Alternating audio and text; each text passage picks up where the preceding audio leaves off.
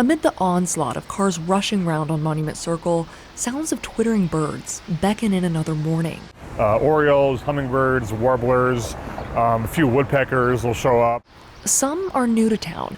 Many hundreds of species will pass through Indianapolis during spring migration, but not all of them make it through the night. Kind of get drawn in, maybe kind of like a moth to a light somewhat. They'll get drawn into the urban jungle, so to speak. The local group Lights Out Indy is calling attention to hazards bright city lights have for species migrating from the south. Birds using stars to migrate get sucked into the city and can become disoriented. If you're coming downtown and you say, I don't see any dead birds, well, they most likely have been cleaned up or scavenged, or they might have struck and flown off. Before dawn, a few times a month, Lights Out volunteers descend downtown looking for injured or deceased birds that collided with tall buildings during the night. The group meets a few times a month to collect dead birds or send injured ones to local rehab centers. Most of the time, probably about 20% of the birds we find are injured. Most of them are unfortunately deceased.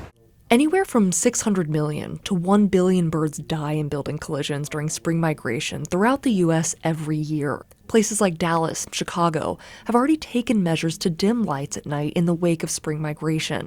And several indie businesses have as well. Salesforce launched a campaign to dim their lights last fall. Broadwater hopes in the future the group can take it one step further. We're trying to work on getting legislation or some sort of ordinances. I mean, it's not just, the main city. I mean, lights in suburban areas, turning those off help as well.